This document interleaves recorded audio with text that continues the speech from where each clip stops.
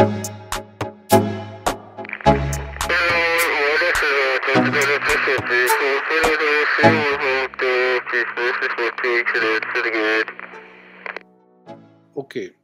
so first thing that you need to understand for Alberta is that there are few streams in Alberta. Okay, if you are not already working in Alberta, then you cannot apply for a scheme called AOS or Alberta Opportunity Stream. But you can apply under Tech Pathway. So that is one option if you want to apply. The other option is to create your Express Entry profile and wait for Alberta to pick up. So there are these two real options.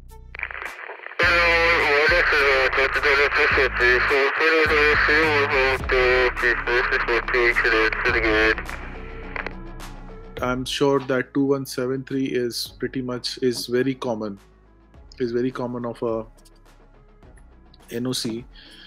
I'm not sure if 2173 will be picked up automatically by Alberta.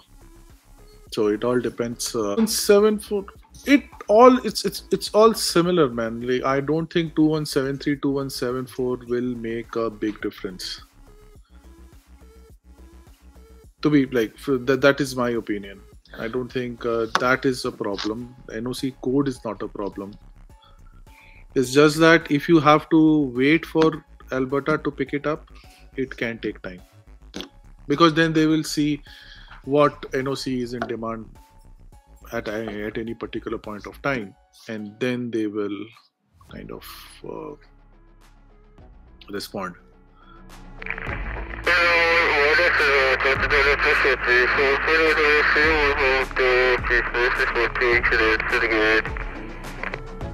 I have not worked on it that much. So Saskatchewan, I'm not too sure how they, what is the reason, but yes, I know that Saskatchewan is also very popular. Need license for 2173, like for software developer? I don't think so.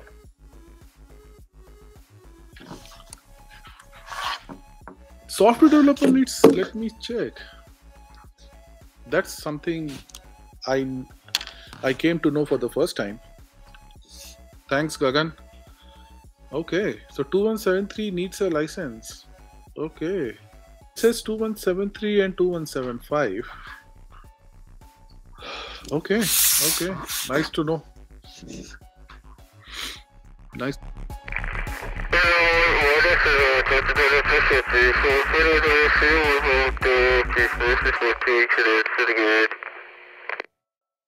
See, tech jobs, all provinces and all cities have air. Like, I don't think that there is a particular province preferable for tech jobs, to be very honest.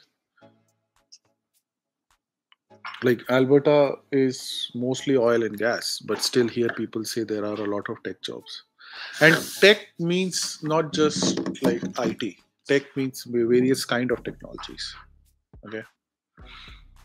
So that is also you have to consider. It's not just that it's an IT related job. Even if you look into the NOC list for Alberta, there are a lot of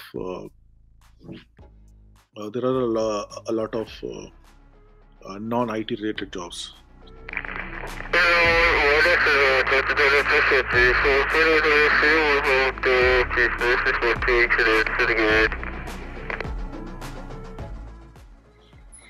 Ontario is okay, but Ontario is tough.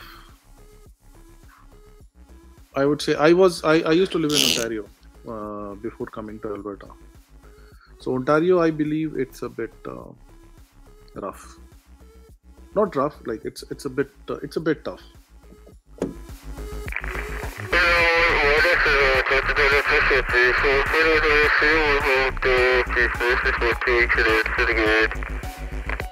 No, that company has to be registered in Canada for sure. So if a company is registered in Canada and it has a place of business in Alberta, it's okay. It's okay. Registered in Ontario, having a place of business in Alberta is fine. Doesn't say that. Rule says it has to be registered in the province as per a provincial act or a federal act or anywhere in Canada. It has to be registered in Canada for sure. That is for sure. So if there is a company who just has a client in Alberta, is registered say in US, right? That will not work. So just a client is not important. It's like you have to register in Canada also. That's the main thing. Because that is what the rule said. The rule says that it has to be registered in Alberta. It can be registered in Alberta, in any province, or as per Act of the federal or any federal act. Let me just show you.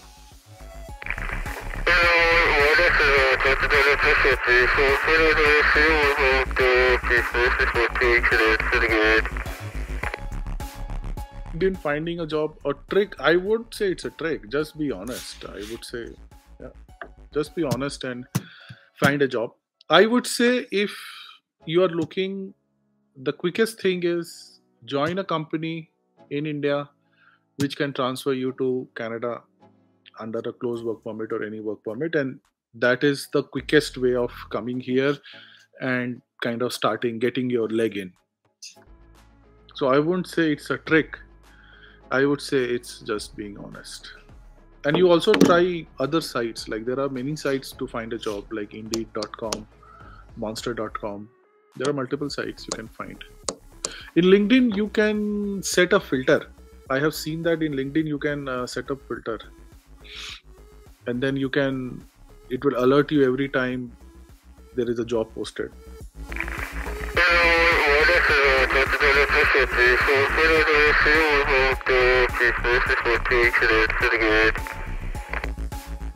I've never been to Edmonton, babe, the Bindu, so I would not be able to say.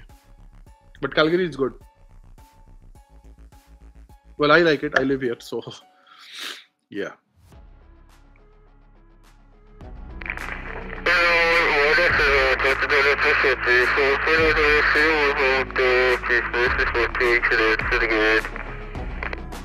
The company. So in that call, they will basically verify your reference letter. So when you have submitted your reference letter for Tech Pathway for your current job, they will verify that whatever you have stated in the letter, that is correct or not. So that's the minimum thing that they will check.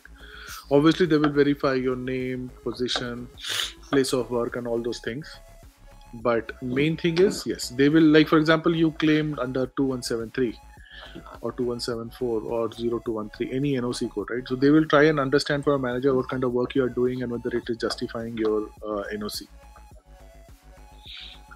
So I have, in my experience, I think that's what they did. They almost took a 20 to 30 minutes interview of my manager. My manager was kind enough to give that much time to them. Just employer needs to confirm your job offer. So they will, when you give your job offer in say Alberta, they will call your employer or they will email your employer if they are outside Canada. What they will do is they will get a kind of a feel whether the job offer is genuine, whether your work that you are doing is genuine. So that is what employer needs to do.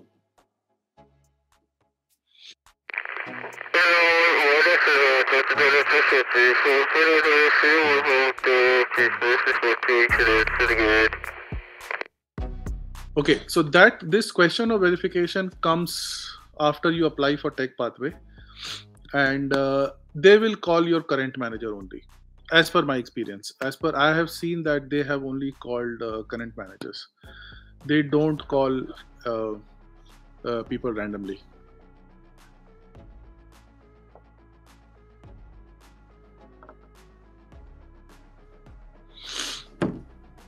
So that was my experience, yes.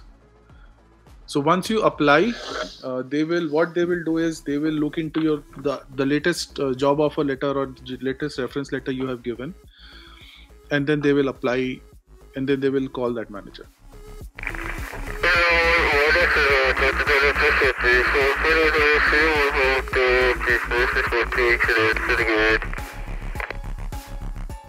This is what I was discussing before you joined, Karen, with one of the participants here.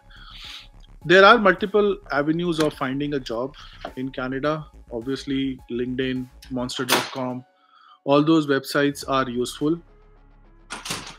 So you can try that. Or depending on your situation, if your company can transfer you to Canada on a closed work permit, I think that's the safest way of finding a job.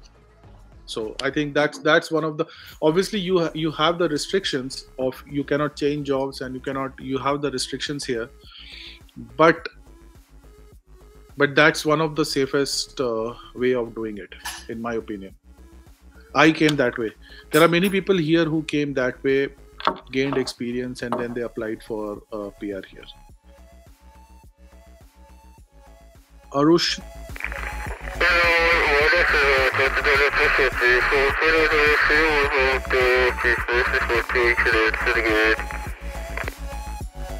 You can add. Yeah, you can make changes to the application after you get an ITA. That's okay.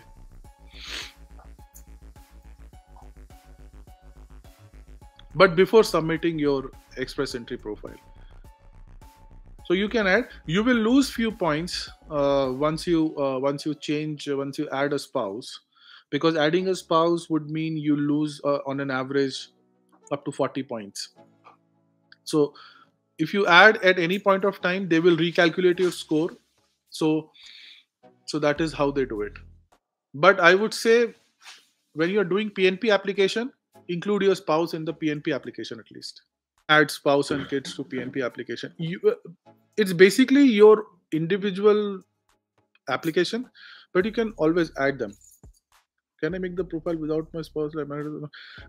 It hardly matters, Arushni. If at any point of time, if you add your spouse, they will recalculate your score. Okay, so there is no. If you have a spouse, I would say add the spouse. I think that's the safest way of doing it. If you both want to come here, otherwise, what will happen is you can go through the whole process alone, and then after you get your PR, you sponsor your spouse. Okay, but then that would mean that your spouse, there will be additional waiting time for your spouse's PR. So that is a problem. So I usually I will not recommend doing it separately, even if you're losing few points. But say, for example, you got a PNP through, right? So maybe 600 points you're already getting it. So there is no real point of leaving out a spouse. And you never know, you can probably add your spouse and you can make some points out there also. So I will not suggest leaving out a spouse.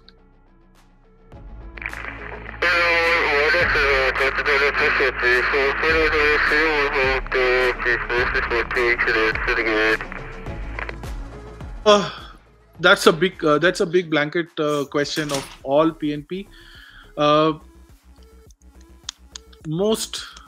I would say yes. See, job offer is a good thing to have if you are in Canada. It gives you 50 points in your federal score also. So it's not mandatory, it's not always mandatory, but it's better if you have it.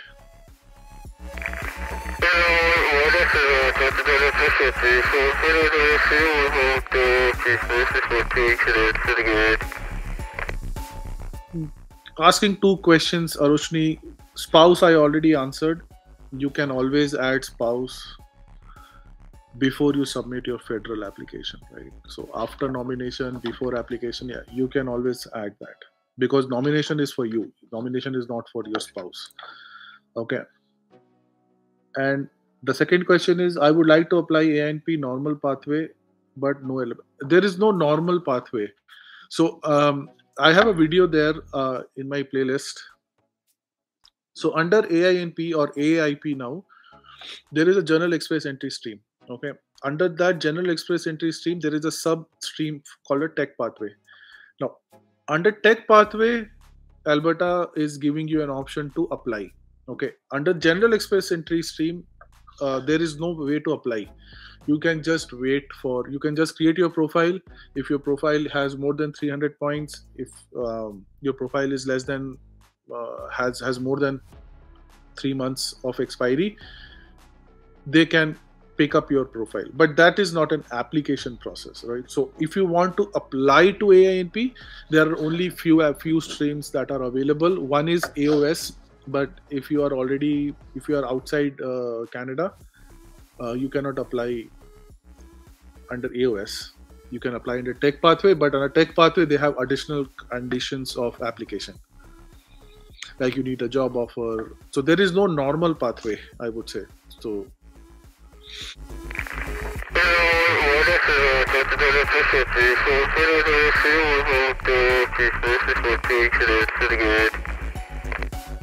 can we create EOI without job offer?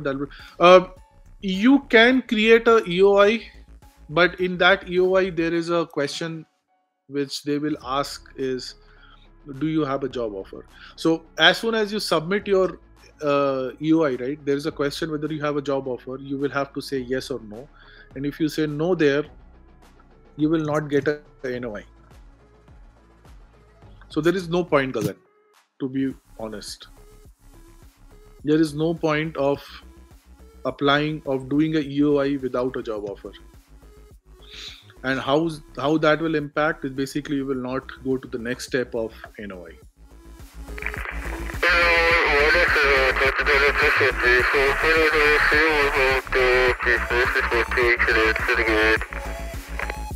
Here, under AAIP, 1241 or administrative assistant is something which Alberta website says has a very high volume of applications. So these applications might take a lot of time. So what this basically means is that there are a lot of people who have applied, Arushni, under this particular NOC 1241, and if you apply under NOC 1241 or you are waiting in the pool under 1241, it can take much more time. So there is a very high volume. That's what the website says.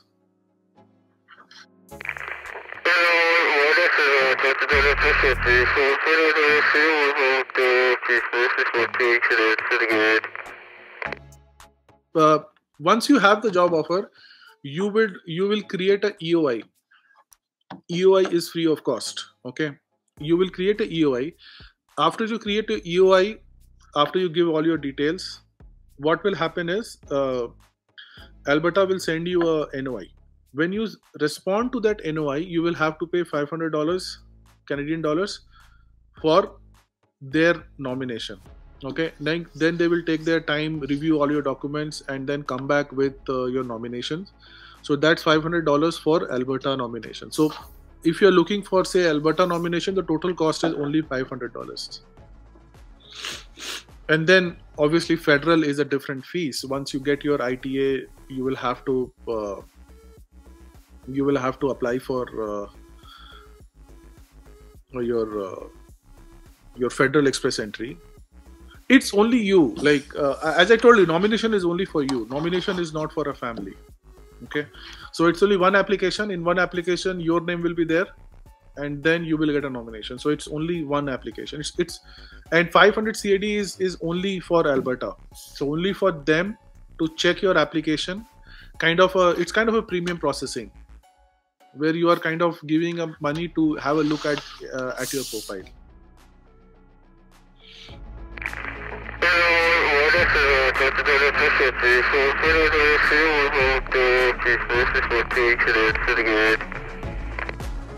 About LMIA, guys.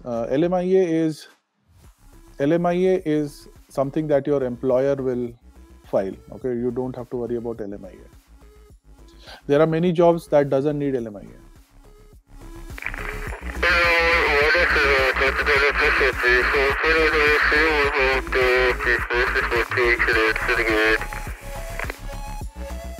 Don't give up hope. I would say try all the avenues you have. LinkedIn is there, monster.com is there, indeed.com is there. Try to get a transfer. I've been suggesting that to everybody.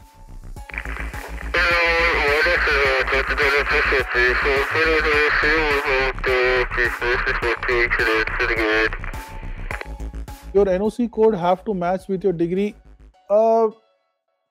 Yes and no. If you have done, if your education is from Alberta, then yes. If you are on a PGWP, then yes. But if not, no. You're like a degree doesn't have a NOC, right? The NOC is basically what kind of work you're doing. So you could be a engineer and working as a manager, right? So your engineering NOC and your managerial NOCs are different, right? So it really doesn't depend on that. It depends. NOC is your job, what kind of work you're doing, and degree is very specific, what kind of education you have. So yeah, those two are quite different. But yeah, there are certain scenarios where they have to match. Like I know that if you have a PGWP, then your NOC and your field of study should match. Gagan is asking, some of NOC needs same field degree.